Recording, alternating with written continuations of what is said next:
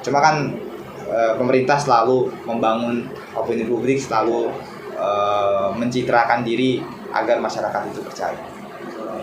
Nah, gimana? Baik. Cakep. Cakep lah ya.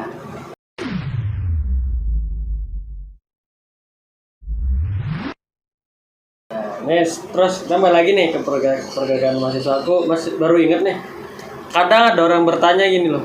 Kenapa kok aksinya demo-demo menuin jalan kayak gitu loh? Segala macam. Kenapa harus kayak gitu? Apa nggak ada cara lain sih selain demo? Kayak gitu loh. Pasti kan banyak teman-teman yang bertanya, bahkan mungkin mereka yang ikut aksi itu mikirnya ke situ tuh. Ngapain sih demo? Kayak gitu. Menuin jalan panas-panasan. Belum lagi ntar ujung-ujungnya itu ada mercon gitu kan. Nah kayak gitu tuh. Gimana? Tahun baru ya. Nih Mas Fahrul nih selaku korlap kemarin. Sebenarnya nyambung sama apa yang sudah disampaikan oleh Mas Lugas tadi. Jadi aku mulai dulu dari kemauan politik atau political will. Political will itu bisa berubah. Kemauan politik seseorang itu bisa berubah. Gitu. Nah, tapi berubah itu kan tidak serta-merta sulap gitu ya, langsung berubah gitu. Tapi harus ada tadi tekanan-tekanan yang diberikan, harus ada pengaruh yang kita hasilkan yang bisa merubah political will seorang presiden dan wakil rakyat gitu. Nah, jadi protes sosial, aksi demonstrasi, bahkan sekarang mencuat istilah pembangkangan sipil. Nah, itu ya cara-cara yang bisa kita lakukan untuk mempengaruhi itikat presiden dan wakil rakyat. Jadi ya memang dalam hal konteks pengambilan kebijakan, ya ketika ada kebijakan yang keliru, ya harus dikembalikan lagi kepada sang pembuat kebijakannya. Ya kan kita sebagai rakyat gak punya kewenangan untuk merubah suatu kebijakan. Nah, tapi ya kekuatan utamanya ada di kita, pengaruh utamanya ada di kita. Nah, ketika ya kita menolak untuk patuh terhadap suatu peraturan, ya pemerintah bisa apa? Gitu. Nah makanya ada istilah sekarang, kembalilah nikahi rakyat, ya kan? Ya, itu. Berhentilah bermesraan, menikahi oligarki, pengusaha dan lain sebagainya. Gitu. Tapi kembalilah kepada rakyat. Gitu. Ya karena memang mandat tertingginya itu datang dari rakyat. Itu kekuasaan tertingginya milik rakyat. Nah, coba misalkan kita tarik historis dari pemilu misalkan.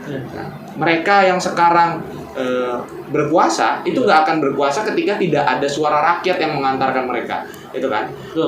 Nah, tidak akan mereka bisa sah dalam pengambilan kebijakan ketika ya tidak ada istilahnya kontrak sosial ya. Tidak ada kontrak sosial. Sebagian aktivitas masyarakat itu dilimpahkan oleh beberapa pihak karena memang ya harus ada sumber daya, harus ada segelintir orang yang mau untuk merealisasikan atau melaksanakan itu. Itu kan yang kita pahami dalam teori kontrak sosial.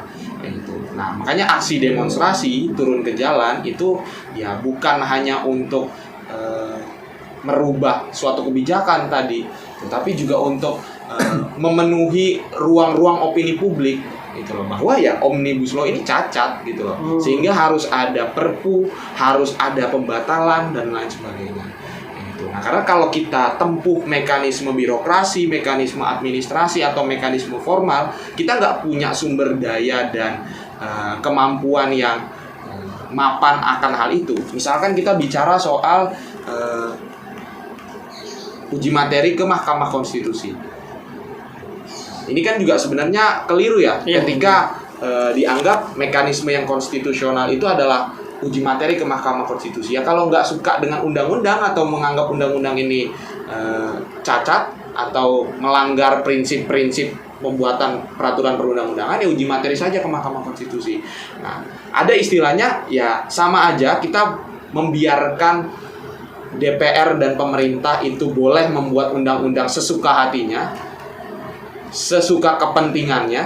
Ya. Nah, tapi nanti kalau nggak suka, kalau nggak pas ya uji materi aja ke Mahkamah Konstitusi. Jadi Mahkamah Konstitusi Mahkamah Konstitusi itu sekarang kayak tukang cuci piring. Oh iya. Nah, jadi ya kalau undang-undang salah ya ajuin aja ke Mahkamah Konstitusi. Loh, padahal yang buat kan siapa? Kayak gitu. Harusnya yang buat kan bertanggung jawab terlebih dahulu. Gitu. Nah, tapi ketika masih ada masyarakat yang tidak puas, nah, baru diuji ke Mahkamah Konstitusi. Nah, sekarang kan penolakannya di mana-mana, protesnya di mana-mana. Kayak gitu ya. Berarti memang ini tidak dikehendaki oleh masyarakat sama sekali. Kemudian juga legislative review itu tadi. Nah, legislative review kan tadi harus ada political will, harus ada kemauan politik dari DPR-nya. Kemudian juga harus ada kajian, harus ada analisis kenapa undang-undang itu harus dibatalkan atau direvisi. Nah, tapi kalau misalkan ya kita kan nggak bisa mengakses itu. Gitu. Nah, yang bisa kita lakukan adalah mempengaruhi kemauan politiknya tadi loh, merubah kemauan politiknya. Nah, sehingga ya ini protes di mana-mana, nggak ada masyarakat yang setuju sama undang-undang ini, ya berarti undang-undang ini harus dibatalkan, harus diganti dengan undang-undang yang lain. Ada historis kita pernah undang-undang ketenagakerjaan yang salah satunya itu masuk di Omnibus Law, itu kan mau direvisi juga, sempat direvisi juga di periodenya SBY. Undang-undang ketenagakerjaan tahun 2007. Tapi itu jadi batal. Pemerintah tetap sekarang kita tetap pakai undang-undang ketenagakerjaan yang tahun 2003 karena ditolak, diprotes besar-besaran oleh buruh. Nah, padahal bisa kayak gitu loh. Nah, makanya aku bilang tadi mandat tertingginya tuh ada di rakyat. Nah, pengaruh pressure yang kita berikan lewat aksi demonstrasi, lewat pembangkangan sipil itu mempengaruhi ketika kita benar-benar menunjukkan pembangkangan sipil yang sangat besar dan masif ya, itu bisa sangat mempengaruhi perubahan kebijakan kayak gitu. Atau pemerintah tuh bisa putar balik kayak gitu loh. Ya mau dia dalam kan dalam sistem negara kita kan kekuasaan tertinggi ada di tangan rakyat. Ya meski mau seberapa lama pun pemerintah dan DPR mengakomodir berselingkuh dengan oligarki dan korporasi, ya kalau misalkan rakyat sudah jengah istilahnya, sudah capek gitu kan, kemudian protes terus bergulir, ya pasti akan terdelegitimasi sendirinya tuh pemerintah dan DPR. Nah, itu kan usaha-usaha yang kita lakukan sekarang. Karena ya tadi kemauan politik itu bisa berubah, tapi harus ada sesuatu yang kita lakukan, harus ada sesuatu hal yang membuat itu berubah. Nah, yang bisa kita lakukan adalah tekanan politik rakyat, masyarakat sipil itu lewat apa? Ya lewat aksi-aksi demonstrasi, lewat pembangkangan sipil. Itu kan konstitusional. Oke. Ini banyak banget nih obrolannya nih. Nah, terus juga namanya juga asupan. Iya, asupan ya. Asupan jangan setengah-setengah. Jangan setengah-setengah nih, kita lanjut next nih ya. Karena kita ngelihat pergerakan mahasiswa itu hampir se-Indonesia tuh chaos, ya kan? Padahal nih ada yang bilang tuh menurut undang-undang untuk pembatasan penyampaian aspirasi itu tidak ada batas waktunya dan segala macam. Kenapa jam 6 dipukul mundur segala macam. Nah, itu gimana nih menurut teman-teman yang kemarin ngerasakan juga ya chaos ya. Nah, itu gimana menurut teman-teman? Sebenarnya ya itu debatable dalam artian undang-undang peraturan tertinggi di negara ini kan undang-undang dasar. Konstitusi tertingginya kan Undang-Undang Dasar 1945, undang-undang, baru peraturan-peraturan di bawahnya. Makanya aku sering menyatakan bahwasanya nggak ada di Undang-Undang Dasar, di Undang-Undang Dasar di pasal 28 itu kan hak kita menyatakan pendapat itu dijamin oleh undang-undang. Itu hak asasi yang harus dihargai dan dilindungi bahkan oleh negara. Nah, kemudian di undang-undang tentang penyampaian pendapat di muka umum, Undang-Undang Nomor 9 Tahun 98, nggak ada pembatasan bahwa unjuk rasa, mimbar politik itu hanya boleh sampai pukul 18.00, hanya boleh sampai malam kayak gitu. Nah, tapi ada norma-norma yang harus harus ada koridor-koridor yang harus kita tetap penuhi dan tidak boleh menyeleweng dari itu. Misalkan apa? Ya aksi massa sampai pukul 10 kayak gitu. Orasi-orasi, nyanyi-nyanyi. Nah, itu kan mengganggu kondusivitas masyarakat yang mau istirahat, yang mau tidur kayak gitu, itu oke. Nah, gitu. Nah, tapi di Undang-Undang 998 itu nggak ada disebutkan bahwa aksi itu hanya boleh sampai pukul 6. Nah, adanya di mana? Adanya di Perkapolri, gitu. Nah, peraturan kepolisian. Nah, ya bahasanya protap mereka dalam mengamankan aksi demonstrasi lah. Kayak gitu. Nah, ini sesuatu yang layak untuk diperdebatkan juga, karena di Perkapolri itu yang pertama bertentangan dengan Undang-Undang 998. Harusnya peraturan nggak boleh dong bertentangan dengan undang-undang di atasnya. Undang-undang itu kan kedudukannya lebih tinggi. Iya. Nah, gitu. Nah, tapi di undang-undang nggak diatur sampai pukul berapa aksi demonstrasi itu boleh dilaksanakan. Padahal di undang-undang itu disebutin boleh sampai malam. Yang penting berkoordinasi dengan kepolisian, dan juga yang kita pahami adalah tidak mengganggu istirahat, jam tidur masyarakat. Nah, itu. Tapi di Perkapolri itu diatur aksi demonstrasi itu hanya boleh pukul 6. Nah, ini kan berarti Perkapolri ini bertentangan dengan undang-undang. Nah, gitu. Ini padahal peraturan institusi untuk internal kepolisian. Nah, gitu. Nah, kalau masyarakat keberatan, dia bisa nguji kemana? Nah, gitu. Padahal ini peraturan kan buat Kapolri. Nah, itu makanya harusnya nggak boleh bertentangan dengan undang-undang. Nah, terus yang kedua itu dalam peraturan itu juga nggak ada SOP kepolisian atau amanat untuk kepolisian itu membubarkan aksi demonstrasi. Polisi itu sebenarnya nggak boleh membubarkan aksi demonstrasi. Makanya konteks mereka adalah mengamankan aksi demonstrasi. Nah, supaya tidak ada bentrokan satu pihak dengan pihak lainnya. Yang sekarang kan malah justru masa aksi berbenturan dengan kepolisian. Iya, karena betul. Polisian melebihi kewenangannya, yaitu membubarkan aksi demonstrasi. Nah, tidak ada hak kepolisian untuk membubarkan, tugas kepolisian adalah mengamankan. Gitu. Makanya kenapa surat itu ketika kita mau aksi itu kan namanya surat pemberitahuan, bukan surat izin. Ya karena memang hak semua orang, namanya hak yang melekat di individu, kayak gitu. Nggak bisa ya yang membatasi hak kita itu kan hak orang lain. Gitu. Maksudnya kita bersinggungan dengan hak orang lain kayak gitu ya. Tapi yang namanya hak asasi kita itu kan ya di sebuah institusi sekalipun yang nggak bisa membatasi kayak gitu. Yang kita lihat di peraturan-peraturan di undang-undang itu kan dibatasi. Gitu. Ya ada istilah polisi itu boleh memukul mundur, padahal nggak ada di undang-undang itu. Gitu. Kemudian ada istilah aksi cuma boleh sampai pukul 6, padahal di perkapnya nggak ada. Nah, itulah ya. Kenapa aku bilang tadi itu masih debatable kayak gitu, dan ya kita ya pegangan kita adalah undang-undang kayak gitu. Nah, ya kita melihat Perkapolri ini yang nggak bertentangan dengan undang-undang. Dan ketika aku sempat ngelempar itu juga ya ke beberapa petinggi kepolisian di sini. Gitu.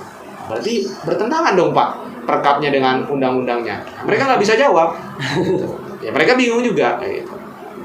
Akhirnya kan ya ini otoritas kami Mas, ini SOP kami gitu. Kami harus mengamankan aksi. Ya mengamankan aksi kan tidak harus dengan serta-merta dibubarkan. Ya, gitu. Ya aksi kita toh juga bukan aksi yang anarkis, merusak fasilitas, coret-coret sana sini kan tidak. Gitu. Nah boleh kalau misalkan kayak gitu ya kita melebihi hak kita gitu. Dan kita mengganggu hak orang lain tadi kan. Nah itu kan fasilitas publik itu hak orang lain juga. Nah, itu. Tapi kan kita tidak mengganggu apapun akan hal itu. Nah itu sih kalau soal. Berarti secara undang-undang pergerakan kita tidak masalah lah ya. Iya. Gitu. Tapi harus kita ingat pembatasan hak-hak sipil itu hanya bisa dibatasi oleh undang-undang. Ya, nggak bisa oleh peraturan-peraturan yang lain. Karena undang-undang dasar itu kan pedoman dasar untuk kita bernegara ya. Bahkan pemerintah pun berpedoman di situ. Nah, kemudian diturunkan di undang-undang, di mana undang-undang itu pada prinsipnya kan kesepakatan antara Dewan Perwakilan Rakyat dengan Presiden, dan dua-duanya ini adalah memegang mandat kedaulatan rakyat. Rakyat mau dibatasi hak-haknya, ya ngomong dulu sama rakyat kan. Secara konseptual rakyat itu ya DPR, gitu kan. Aku mau batasin hak-hak mengungkapkan pendapat. Misal aku mau ngatur ini, ya harus ngomong ke rakyat gitu kan. Nanti baru bisa yang dibatasi kayak gini, rakyat sepakat.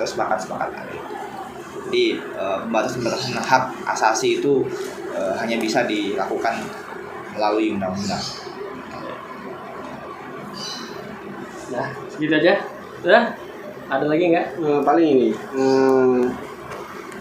ngomongin terkait gerakan sosial di Indonesia kan sering kita lihat kayak ketika aksi demonstran, ya kan, dimana adanya pembubaran paksa oleh polisian, dan itu yang membuat psikologi massa menurun gitu. Yang dimana tidak ada yang itu bisa memungkinkan tidak akan ada lagi gerakan gitu kan, yang dimana gerakan itu dibungkam oleh polisian ya kan. Nah, yang menjadi pertanyaan saya adalah apakah gerakan di Indonesia secara keseluruhan itu bisa seperti gerakan-gerakan di Eropa ya? Gimana tuh di Eropa? Kayak di Hong Kong ya kan, yang ada gerakan Hong Kong Asia bro. Di Hong Kong ya. Di Hong Kong saya ya sosial internasional. Di Hong Kong ya kan, penolakan ekstradisi, terus di Prancis ya kan, Yellow Vest, yang dimana itu berhari-hari tanpa adanya jeda loh. Nah, apakah Indonesia bisa mengadopsi seperti itu? Bahkan menurut saya adanya gerakan seperti itu ya itu semakin menekan pihak pemerintah ya kan? Jadi kita nggak hari ini aksi, besok ya tidak kayak gitu. Mungkin itu Mati-matian yang bela hak rakyat ya. Sebenarnya bisa-bisa aja sih. Cuma tadi balik lagi, pemerintah mencoba untuk gimana itu nggak terjadi. Dengan melakukan aktivitas-aktivitas intelijen, aktivitas-aktivitas yang tujuannya adalah untuk memecah belah massa, itu dilakukan nyata, dilakukan, bahkan kita semua kan mengalami. Itu adalah cara-cara yang masih kecil lah. Mungkin yang besar-besar ya mungkin ketika eskalasi itu memang sudah begitu besar. Nah, pemerintah pasti akan melakukan segala cara bagaimana hal-hal yang sifatnya itu untuk membangun eskalasi massa lebih besar itu dicoba untuk dihalau, diredam, itu terjadi. Cuma masalahnya siapa yang lebih kuat? Paling ini, apakah kesadaran masyarakat yang belum paham gitu kan akan adanya Omnibus Law atau seperti apa gitu. Kan kalau di gerakan-gerakan Eropa ya kan, yang dimana ya mereka malah paham akan kondisinya gitu. Nah di Indonesia itu malah ya apa ya, dibilang tingkat pemahaman masyarakat pun belum sampai kayak gitu. Membuat gerakan kita ya ada gerakan mahasiswa, jadi gerakannya malah eksklusif ya, jadi di situ. Ya gitu. Siapa nih? Sebenarnya kalau soal tadi ya, ketakutan yang diciptakan, kemudian cara-cara yang digunakan untuk membungkam, membatasi, itu ya nggak bisa kita pungkiri gitu. Dalam artian ya gini, kita aja analogikan kita secara individu nih, ketika kita terusik pasti kita akan berusaha untuk resisten kan, untuk mempertahankan diri kita kan, ya sama kekuasaan pun seperti itu kayak gitu. Ya jadi ya perangkat yang mereka punya, kaki tangan yang mereka punya ya pasti itu akan digunakan gitu. Makanya ada istilah kontra intelijen kayak gitu. Kemudian juga ya ada pembatasan lewat mekanisme lainnya. Kalau di kampus kita kenal sanksi akademik kayak gitu, yang padahal itu ya penggunaannya juga nggak bisa sembarangan kayak gitu. Intinya sih kalau menurut kedua sih kuncinya untuk ya bisa menciptakan gerakan sosial yang semakin besar. Yang pertama adalah kita harus jadi orang yang siap selalu menunjukkan jalan gitu loh, menunjukkan jalan ke depan gitu. Ya, ketika kita dipukul mundur, ketika kita mendapatkan tindakan teror, justru bukan kita gentar, kita mundur gitu loh. Justru dengan kita mundur ya akan ada berapa banyak orang yang ikut mundur gitu. Nah, tapi justru harusnya kita bertahan supaya orang-orang yang ada di samping kiri kanan kita itu juga bisa bertahan gitu, atau bahkan ya solidaritasnya semakin besar gitu. Nah, makanya ya kita seharusnya yang memang getol dari awal, yang memang komitmen dengan gerakan aliansi kita, ya harusnya memberikan contoh, harusnya memberikan keteladanan. Itu yang pertama. Terus yang kedua, apa yang kita lakukan itu sebenarnya tadi menggerus eksistensi dan juga kepercayaan publik terhadap pemerintah gitu. Orang itu sekarang harus disadarkan gitu loh. Masalah kita tuh bukan cuman Omnibus Law gitu. Tapi yang kita coba melihat masalah itu secara komprehensif dan akumulatif gitu. Ya sebelum Omnibus Law ada Undang-Undang Minerba, tahun lalu ada Undang-Undang KPK gitu. Kebakaran hutan misalkan terjadi di mana-mana, pelanggaran HAM di Papua misalkan, itu terus terjadi juga. Nah, orang harus dibuka cakrawala pengetahuannya, cakrawala berpikirnya akan hal-hal semacam itu. Nah, gitu. Karena kalau nggak dibuka, ya narasi-narasi pemerintah lah yang akan mengisi itu.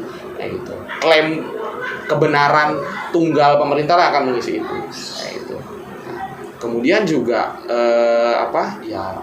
supaya gerakan sosial itu tetap terjaga, ya bagaimana juga caranya kita menjangkau sektor-sektor lain atau elemen-elemen lain yang belum sempat kita jangkau itu. Makanya kemarin Semarak kita turun ke masyarakat, sosialisasi, pasang pamflet, ngasih rilis itu. Nah, karena nggak bisa dipungkiri juga sebenarnya bukan karena masyarakat itu acuh atau ya nggak mau tahu gitu loh. Mereka mau tahu, mereka mau mereka punya penolakan atau sudut pandang yang sama dengan kita, tapi memang ya secara ruang gerak gitu kan, ya secara ruang gerak mereka nggak punya keleluasaan yang sama dengan kita, dengan teman-teman mahasiswa barangkali. Dan kita nggak bisa memungkiri juga bahwa gerakan-gerakan sosial itu lahir ya karena kelompok-kelompok kelas menengah. Kelas menengah itu siapa? Ya kita, mahasiswa, kaum terdidik kayak gitu. Justru makanya kita yang harus transformasi cara berpikir, mentransformasi cara melihat suatu persoalan negara gitu. Nah, makanya tadi ketika kita berhenti akan ada banyak orang yang juga akan berhenti gitu. Makanya kita nggak boleh berhenti gitu. Atau bahkan kita harusnya mencetak orang-orang yang siap berdiri bahkan di depan kita gitu. Nah, itu sih kalau mungkin ya secara pengalaman yang aku alami ya akan bisa seperti itu. Dan tapi ya ini butuh konsistensi yang benar-benar mantap dari dalam hati kayak gitu. Karena kalau misalkan enggak ya kita juga bakal mundur. Mungkin nambahin tadi ya. Mungkin akan bisa tapi sulit ya. Kalau misal kita berkaca pada gerakan-gerakan Eropa ataupun Hong Kong, karena taraf pendidikan, taraf pengetahuan jelas berbeda. Terus ruang-ruang masyarakat untuk bisa mengakses informasi itu juga sangat terbatas. Kita berapa orang yang masih terhambat informasinya, berapa orang yang masih nggak punya HP, orang-orang desa gitu kan, yang di pelosok-pelosok itu kan masih tertutup untuk mendapatkan informasi secara luas gitu kan. Nah, itu bisa tapi ya memang sulit karena memang orang bisa bergerak itu kan karena dia tahu dan dia memahami gitu kan. Cuma untuk bisa tahu dan memahami itu kan antara dia itu diberitahu dan diberi pemahaman atau dia tahu sendiri atau memahami itu sendiri. Mungkin kita sebagai orang-orang yang berada di kelas menengah kita bergerak karena kita tahu dan memahami dengan sendiri. Nah, ketika orang-orang di kelas ke bawah, pertanyaannya apakah mereka itu bisa memahami sendiri atau tahu sendirinya? Kan enggak, harus diberitahu, harus diberikan pemahaman. Nah, itu yang perlu kita lakukan gitu kan. Dan didominasi gerakan-gerakan di Indonesia memang masih terbatas pada gerakan-gerakan mahasiswa, tapi belum beranjak pada gerakan-gerakan masyarakat sipil secara umum. Bahkan baru-baru ini aja sebenarnya gerakan-gerakan buruh, elemen masyarakat sipil yang kemudian bisa bergerak karena Omnibus Law, cuma kan kuantitasnya masih belum sampai ke grassroots gitu kan. Nah, itu bisa menjadi upaya-upaya kita untuk selalu memperkuat agitasi, bahkan perlu juga bagaimana kita sebagai elit-elit intelektual ya bisa mengorganisir massa sampai ke tataran masyarakat yang berada di kelas bawah, mengorganisir petani, mengorganisir buruh. Itu kan butuh effort yang sangat besar. Itu mungkin agak sulit untuk bisa terjadi di Indonesia. Bisa tapi sulit banget. Gitu. Ya. Ya lama juga sih. Mungkin takut teman-teman panjang banget nih teman-teman. Berat soalnya nih pembahasannya nih ya kan. Nah, cuman ya semoga dari ini sih teman-teman bisa ngambil positifnya karena di sini banyak ilmunya gitu loh. Ya, mereka juga udah sering turun ke jalan dan ya tahulah lebih paham pergerakan mahasiswa itu sebenarnya seperti apa kan gitu. Dan untuk closing statement nih, saya minta nih dari kalian berdua lah, siapa menyampaikan buat pergerakan mahasiswa. Sugas ya, jago. Ya. Apa nih closing statement? Ya silakan. Pergerakan mahasiswa, oke. Ya pergerakan mahasiswa. Membangkitkan inilah semangat mahasiswa. Ya, pergerakan mahasiswa itu muncul pertama kalinya di Indonesia itu abad ke-20, awal abad ke-20. Kenapa? Karena pemerintah Hindia Belanda waktu itu membuka seluas-luasnya pendidikan. Kita kenal di situ ada politik etis yang salah satunya adalah memberikan akses pendidikan bagi masyarakat pribumi. Nah dari situ kemudian muncul elit-elit terpelajar itu. Sebelumnya kepemimpinan perjuangan pergerakan kemerdekaan, perjuangan rakyat Hindia Belanda itu dipimpin oleh orang-orang bangsawan. Karena mereka yang punya akses pendidikan, mereka diberikan privilege untuk mengenyam pendidikan. Tapi sejak abad ke-20 pendidikan itu dibuka untuk semua orang di Hindia Belanda. Makanya kemudian dari situ kemudian muncul elit-elit terpelajar yang kita kenal, orang-orangnya ada Hatta, Soekarno, kemudian Tan Malaka dan lain sebagainya. Itu adalah elit-elit terpelajar di awal abad ke-20. Kemudian yang menjadi pertanyaan, bagaimana kemudian eksistensi elit-elit terpelajar itu di abad ke-21? Apakah kita kemudian bisa membentuk pribadi-pribadi seperti Soekarno, pribadi-pribadi seperti Tan Malaka, pribadi-pribadi seperti Hatta? Nah, itu menjadi refleksi kita bersama dan bisa menjadi motivasi kita ya. Di tengah-tengah kondisi kita dalam penolakan Omnibus Law, kita selalu merefleksikan apakah kita sebagai elit-elit terpelajar, kita sebagai orang yang diberikan kesempatan untuk menempuh pendidikan tinggi, yang mana untuk bisa menempuh pendidikan tinggi itu nggak semua orang bisa, dan itu sebuah privilege kita menjadi seorang mahasiswa. Maka sudah selayaknya dan sepatutnya kita memanfaatkan momen di mana kita menjadi mahasiswa, kita bisa menjadi agen-agen perubahan untuk menyongsong kehidupan masyarakat yang lebih baik. Oke, terima kasih Mas Lukas sama Mas Fahrul udah mau mampir nih di channel Asupan ya. Mungkin dari sini teman-teman semua dapat ilmunya, ambil yang positif, jangan ambil yang negatif. Yang negatif teman buat jokes saja nggak masalah, ya kan Mas ya. Jadi sekian dari kami. Terima kasih juga buat Mas Fikri mau nemenin di sini. Mungkin kapan-kapan kita ngobrol lagi lah ya. Ada isu baru lagi nih. Nanti kita ngobrol lagi ya. Sekian dari saya. Assalamualaikum warahmatullahi wabarakatuh. Waalaikumsalam.